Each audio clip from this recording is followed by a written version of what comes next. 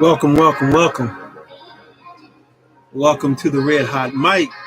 I'm your host, Dr. G. Alpha Palmer. Let's get it started.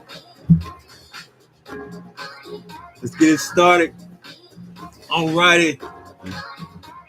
All right. Let's get it.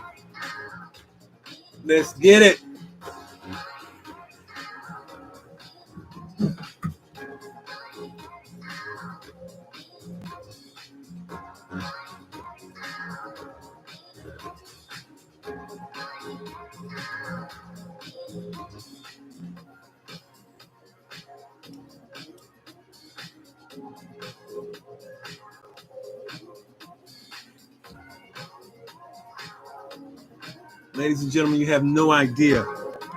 You have no idea what it takes. I'm learning. I'm learning. Cheers to you.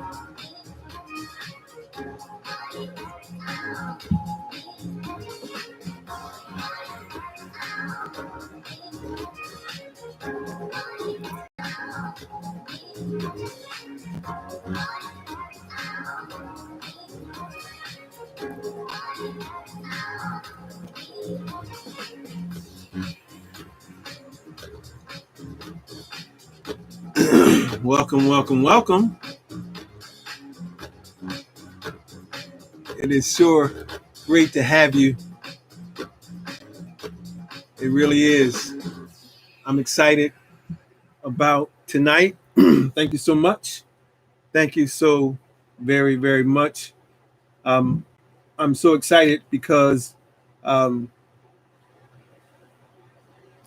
last night we did a session, did a broadcast, and for some reason I messed up and turned the sound off as it was recording.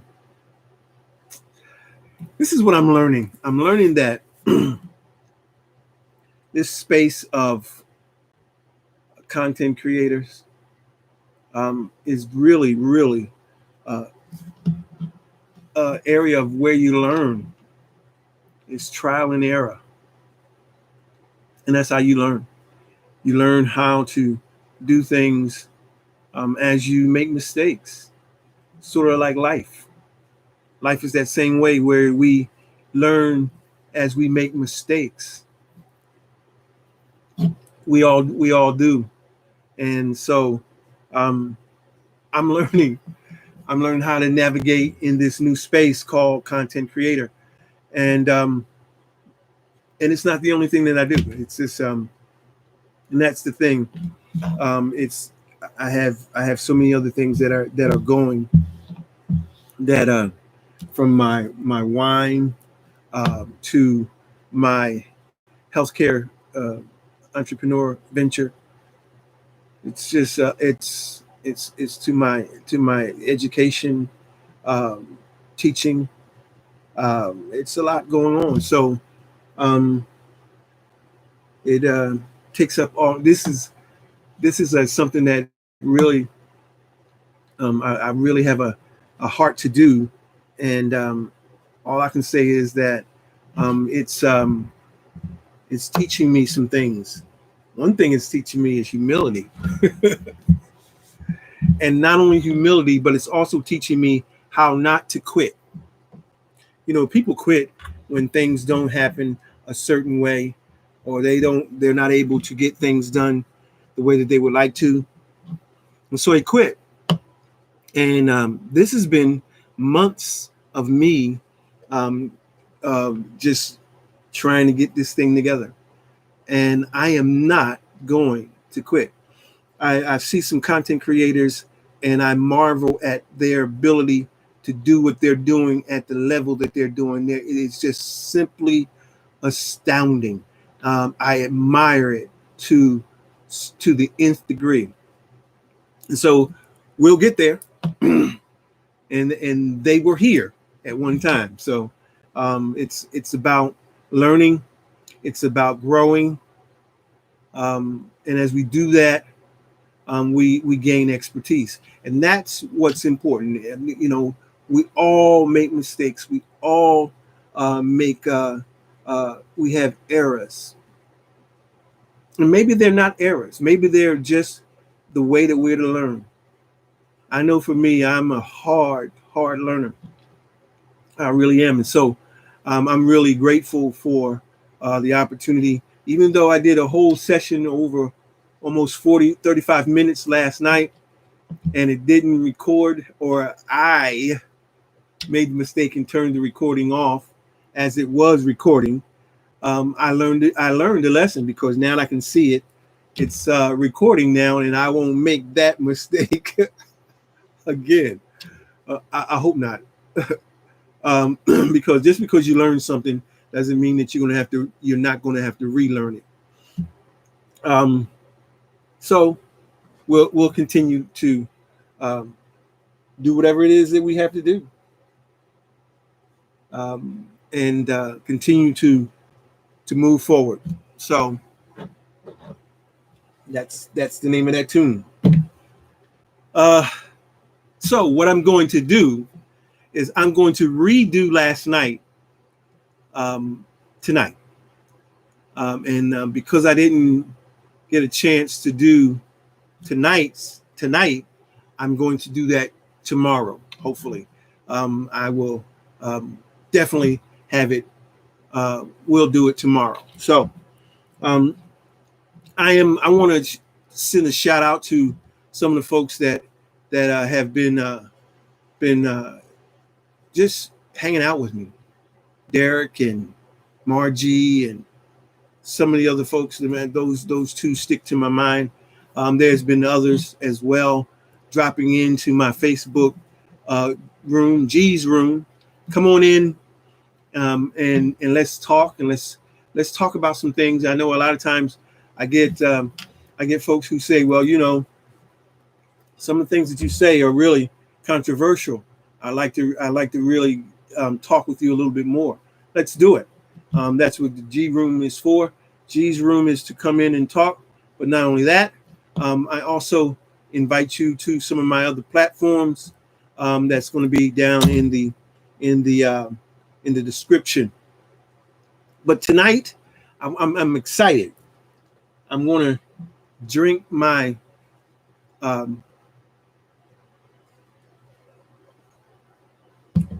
pomegranate juice, which is a great antioxidant. And I would suggest that you do that, and you try drinking that, and along with some other things I'm trying to do. I'm going to be showing some things that I'm trying to do. I'm trying to work on the as you get older, it gets tougher to maintain the abs, and I'm not trying to have a six pack or anything like that. I'm past all that, but I think that I need to really, since COVID, I've really slipped in that area. But we're continue to work on it, and we're going to show you some things that we're doing, and some tools that we're implementing, and yeah, so we'll share some of that with you as we go. I'm excited about tonight's session. It's a remake of last night. I did the same thing last night, and again we're going to redo it tonight because of the fact that we weren't able to get it broadcast the way we would like to last night. So tonight we're going to do it all over again, and I'm excited about it because it coincides with a conversation that I had with some folks. Let me back up a little bit. I would really appreciate if you would like, share, and hit the notification button. It would help us to continue to move forward. So I'm asking you again, if you would like, share, and hit the notification bell, so that you will know when we provide new content. So my conversation the last couple of days have been around and ladies. Now it's important that you understand when I use the term ladies, I'm incorporating girls, females, and women, and I'm not, and so that I approach that differently than I do when I approach females or women. We'll talk a little bit more about that as we go on later broadcasts. But in like manner, I address and am going to address men tonight, and I'm going to be addressing men for the foreseeable future, to gain. I believe Spirit is telling me that there's a need to speak to men about the most important issue facing them. I mean, in some communities, they think that it's the police. In other communities, they think it's finances. In many communities, they think it's relationship. But I'm going to be sharing the answer to all of that, and it's in the crux of the most important issue facing humanity. And because it's the most important, I think it's the answer to all of the other issues that we would like to address as well. So this is going to be a time that I'm going to take my time with, and speak to men. I've been ladies have been coming at me because they have been upset at some of the posts that I've made, or some of the things that I've said about ladies, about females, and as a result, I guess a lot of those people have stopped, following me, and that's fine, because I am. I've learned that to be a voice, you have to be a voice. You can't be an echo. You can't be a suggestion, or you can't be an idea of other people.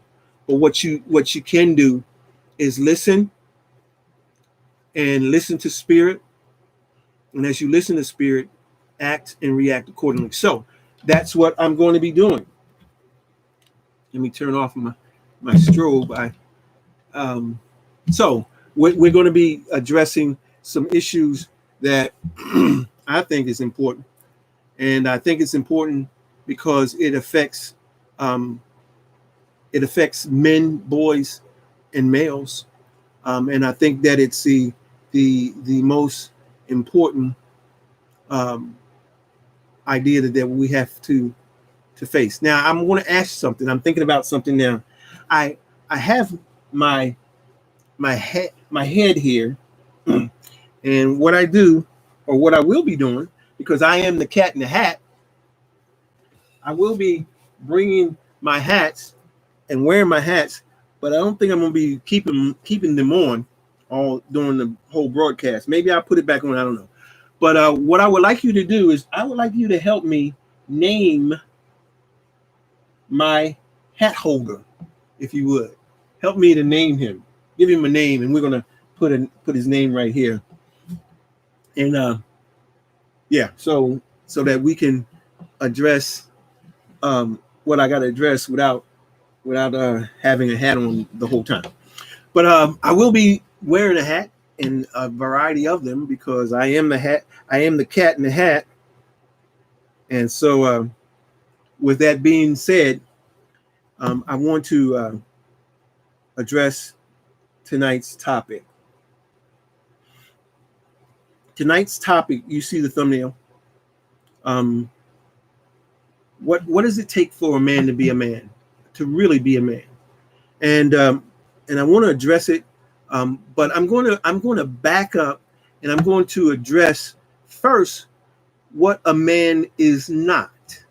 I get people telling us what a man is, and instead of listening to us tell you what a man is, what a man likes, what a man does, and how a man thinks, we are basically told we don't know what we're talking about, and that other people know better about men than men do. One thing you have to understand, one of the things that I do, being that I've attended seminary, seminary training is a big part of some of the ideas and education and concepts that I support. And so, with that being said, I use it as a foundation. Actually, it is my foundation that I most ardently believe in the biblical narrative, but I don't believe in it as a religious book. I've been a religious person, but I'm no longer that.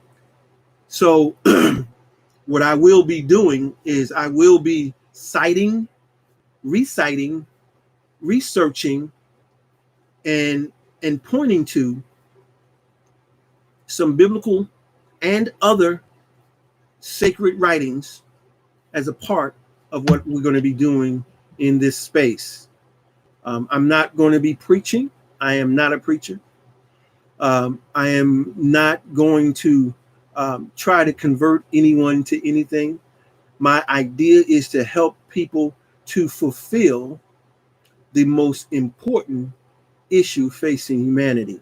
So that's what we're going to be focusing on.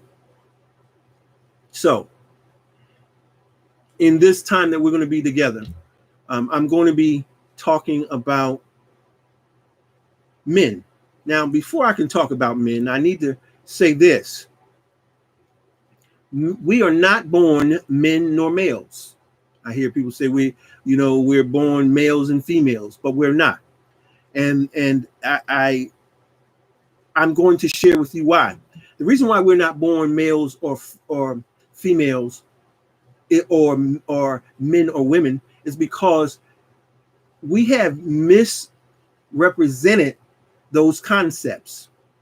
Those concepts actually identify levels, spaces of development. The development cognitively, mentally, and emotionally. Okay. Here's what I'm saying.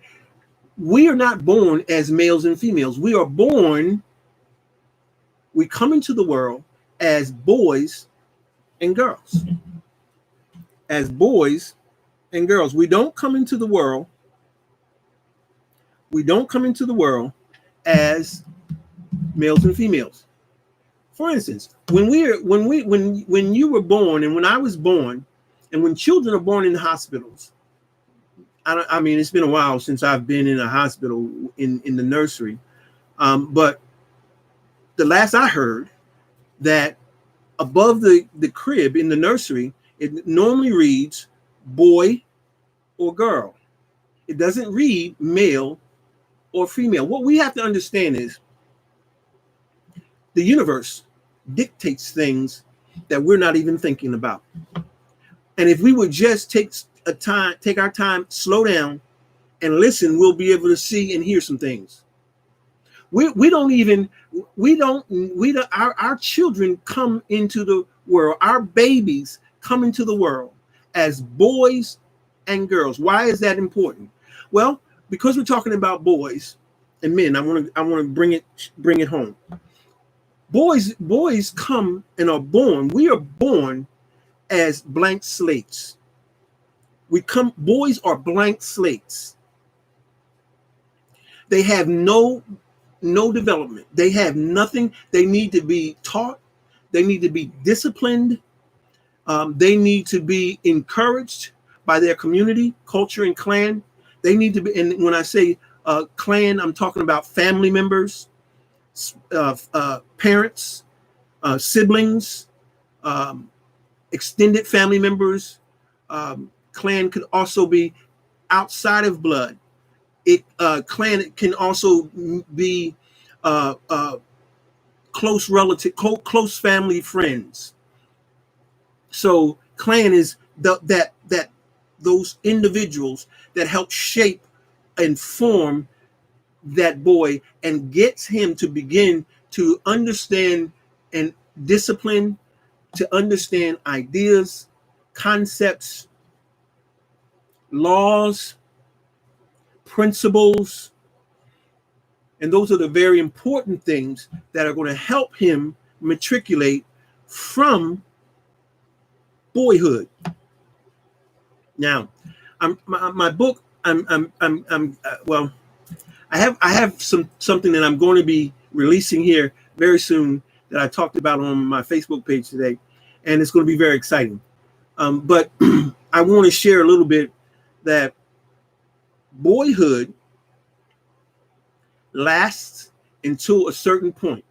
Now, when we talk about stages of development. Some of the people that I really hold fast to are people like Erik Erikson, Sigmund Freud, believe it or not, had some very powerful things to say about stages of development. And I have developed my own model around the same ideas. And that's what I'm going to be talking about. And that's what I'm sharing with you in small amount here.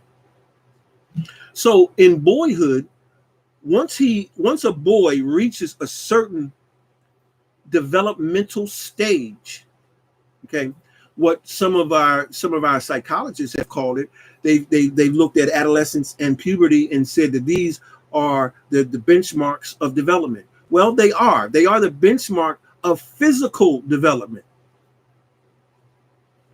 That's the problem. We have gauged boyhood, malehood, and manhood based on physicality.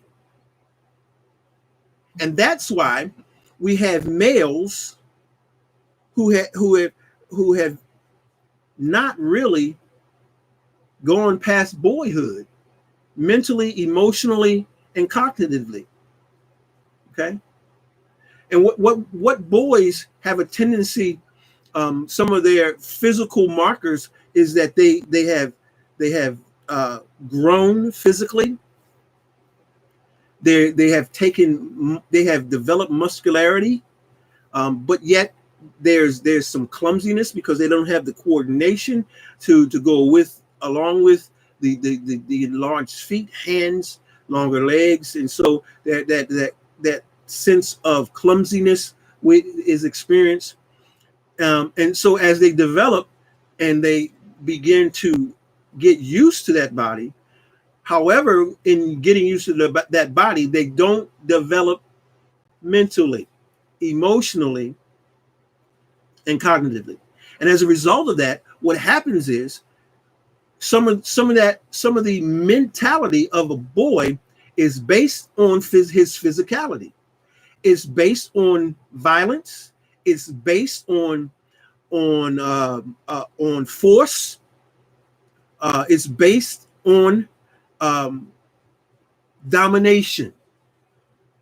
And you'll see that as he involves himself in sports and kind of activities where he learns how to use force and violence.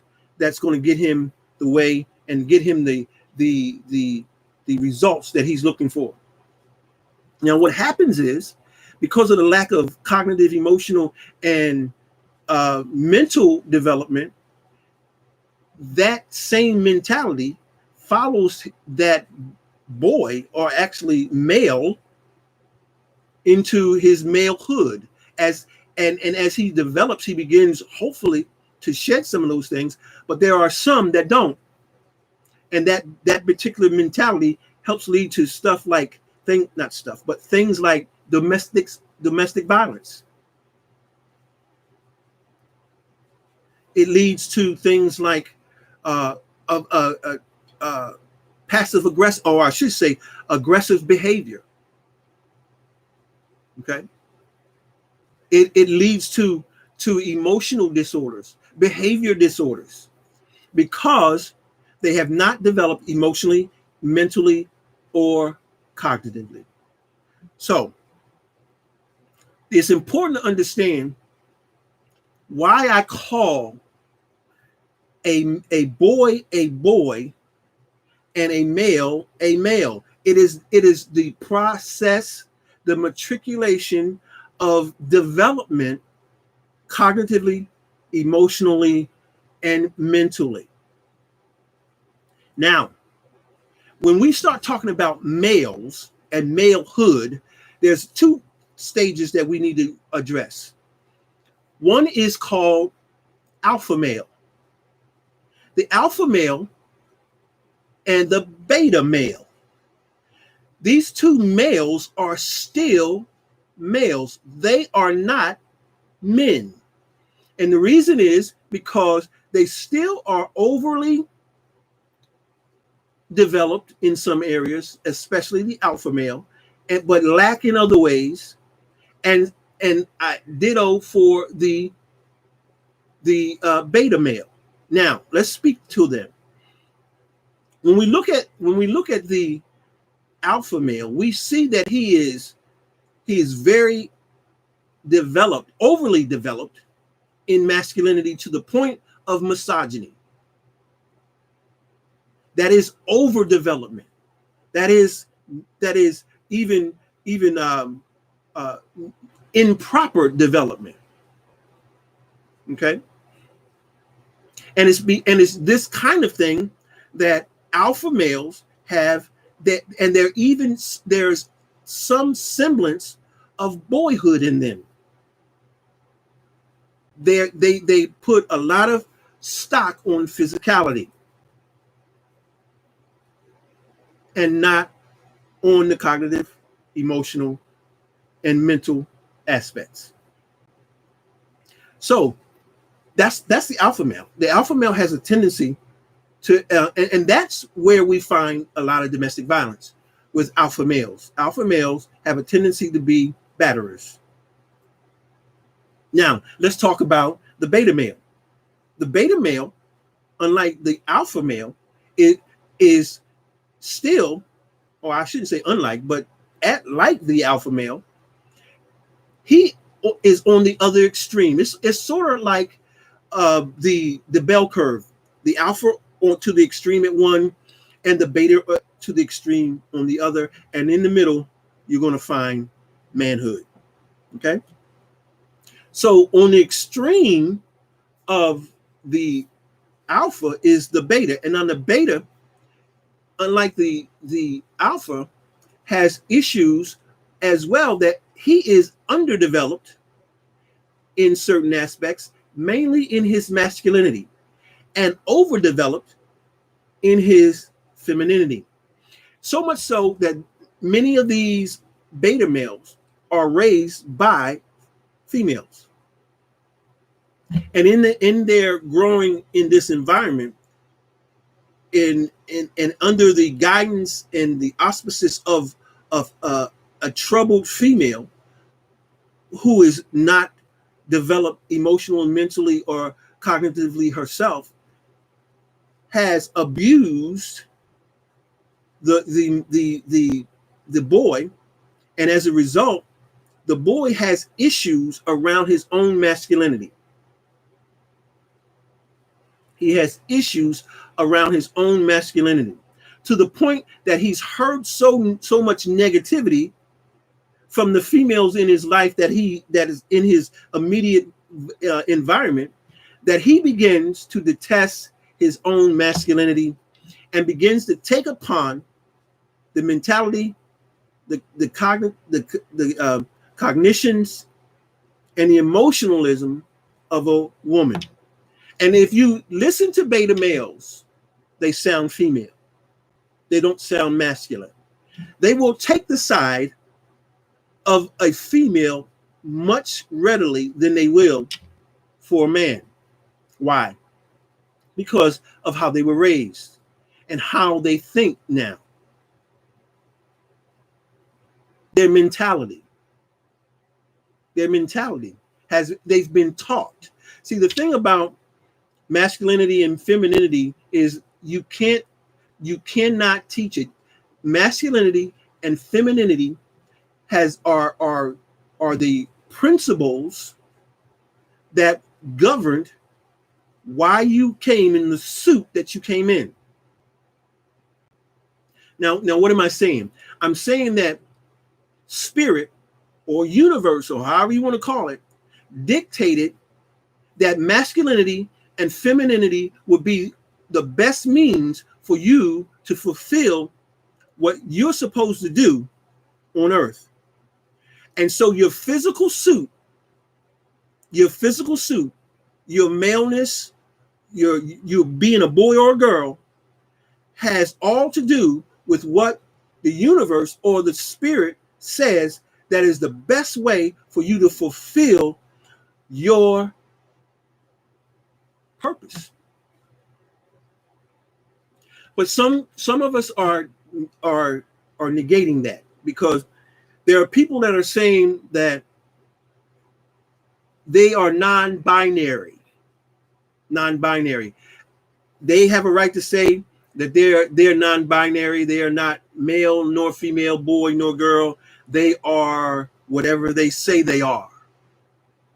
They can say that they are a wolf. And because they say that they're a wolf, that makes them a wolf. Well, let me ask you this. If I say that I'm a white male or a white man, am I a white man?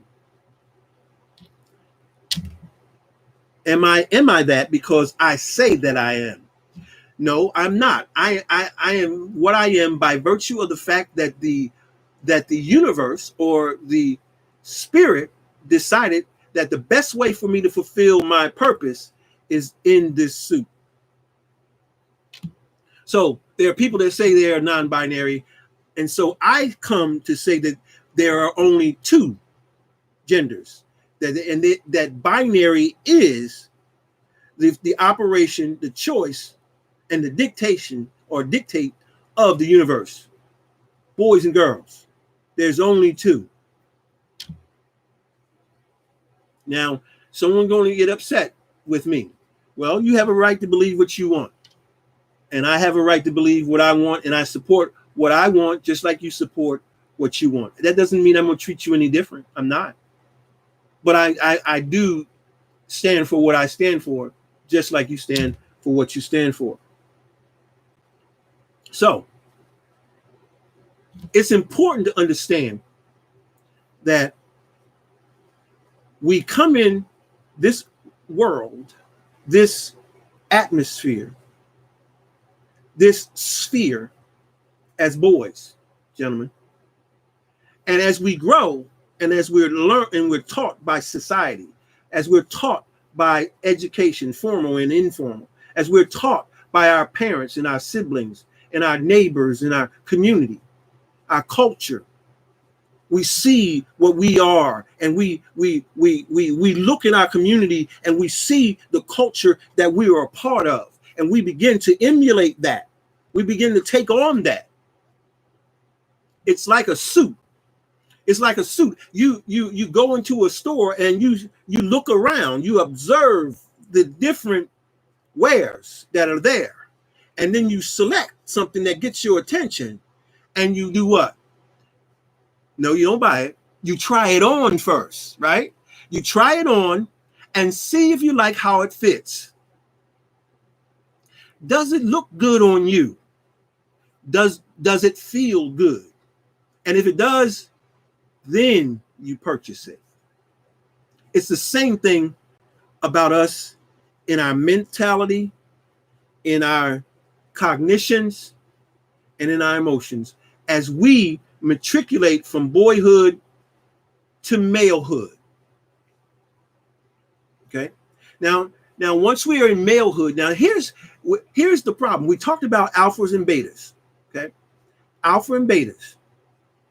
Now, there's what I call a third one, a third aspect of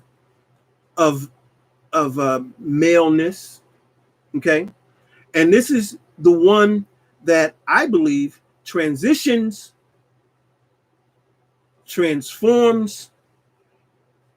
and goes into manhood. Manhood. Now, why is manhood important? See, the things that we're seeing happen in our community, culture, and clan is they are telling us that the alpha and beta males are men, but they're not. It's because of their lack of development or underdevelopment or overdevelopment in other areas that they're not men. They're not men. However, men are developed cognitively, emotionally, and mentally. They are developed in those areas.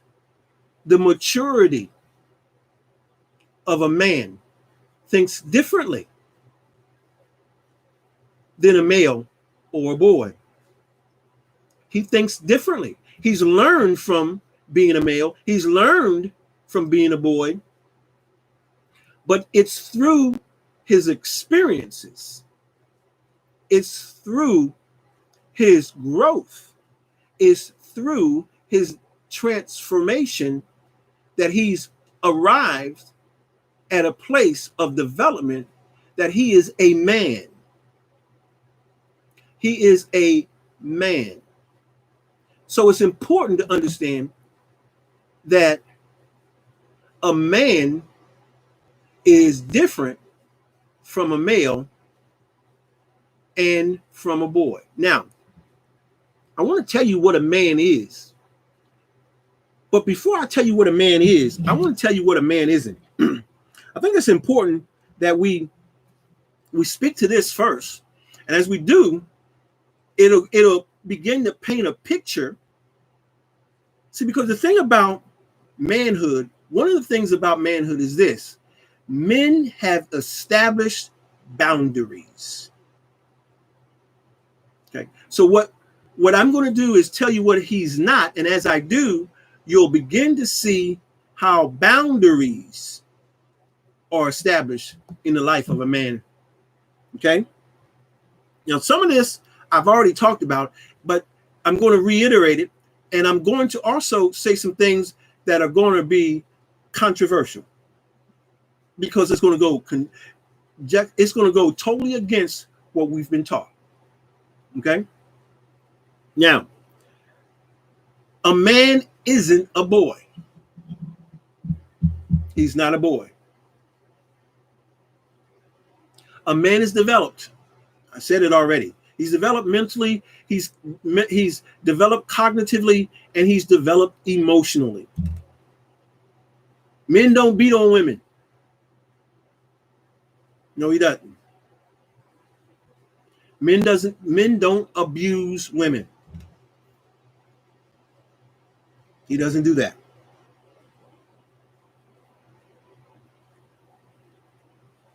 A man does not act like a boy. He doesn't think like a boy. When I was a child, I thought like a child.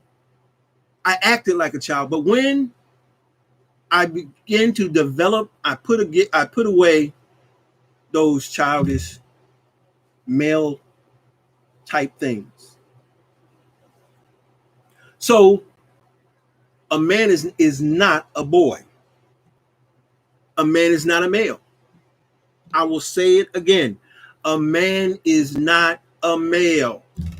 The problem is many of us, or many ladies, you have gotten in relationships with grown boys and grown males, developed males, but yet still boys mentally, emotionally, and cognitively. But you think it's a man. He's not a man. In order to understand if he's a man, you need to examine him. You need to watch him. You need to watch him, but you need to watch him in line of what kinds of things that a man does and not what you think a man should do. See, your preference does not mean that that is manhood. Some of your preferences can still be malehood. That's why it's important for ladies, for you to ask a man instead of tell a man about manhood. You can't tell a man about manhood because you're not a man. You're not a male. You're not a boy. So you cannot tell us what it means to be us. I know what you're going to say. You're going to say, well, neither can you tell us about being a woman. Yes, I can. And I'm going to tell you why. We're going to get to that when we start talking about the other part. But I don't want to get in there. I don't want to get ahead of myself. So a man is not a male. A man is not a boy. Watch this. You're going to have some problems with this one. A man is not a protector or provider. A man is not a protector or a provider.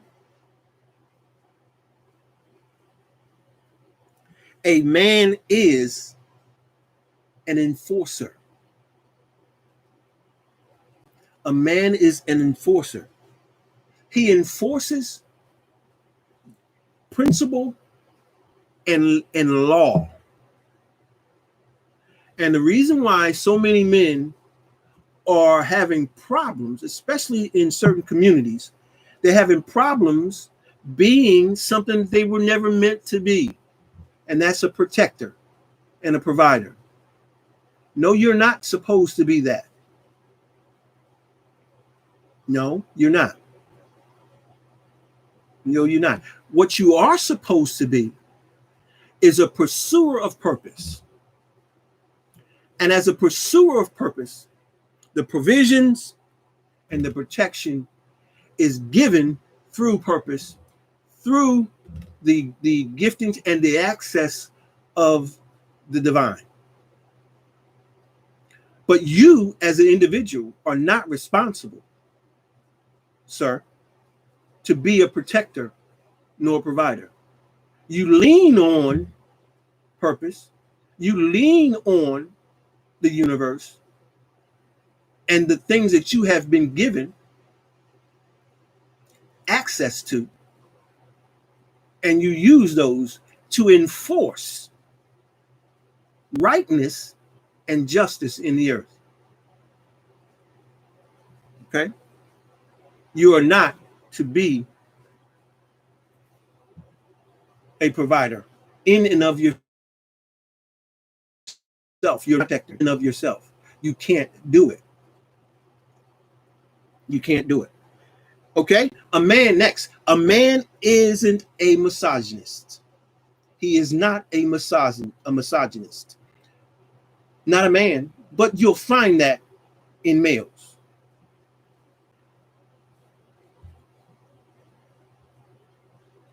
And the flip side, again, just like a man is not a misogynist, a man is not a feminist. Now you got to understand what feminist means. You can appreciate appreciate femininity and still stand against feminism or feminist. They're not the same. Feminine or femininity is given as a part, just like masculinity was before we even came. It dictated the suit that you would wear, and it did the same thing for her. You are not feminine, and you are not a feminist, but you can appreciate femininity. It's nothing wrong with it. A man should appreciate femininity. He should value it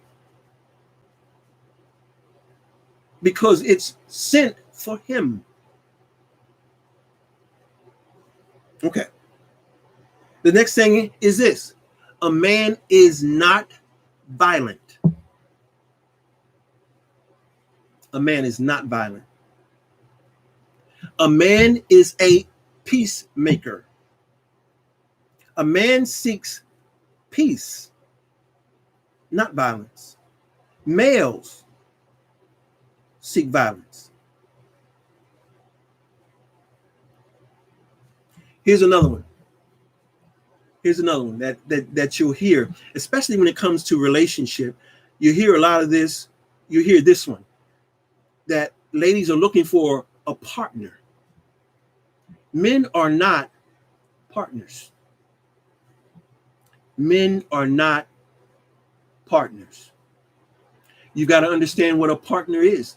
A partner is someone that has responsibilities given and entered into an agreement, and they have certain responsibilities within the agreement or within the relationship. And if they don't uphold to it, there can be ramifications, even to the point that the partnership can be dissolved. And see, this is how many people are functioning within their marriages. They say they want a partnership.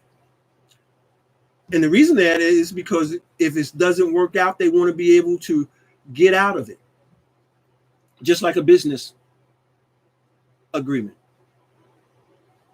And I've heard people, and you know, I've been in religious organizations. I've been a Christian. I've been a Muslim. I've been a Catholic. Uh, you know, I've been a Baptist. I've been a Church of God in Christ. I've been all these different things. But what I understand is this: they even think about their relationship with the divine as being a partnership. It's not. It's not a partnership.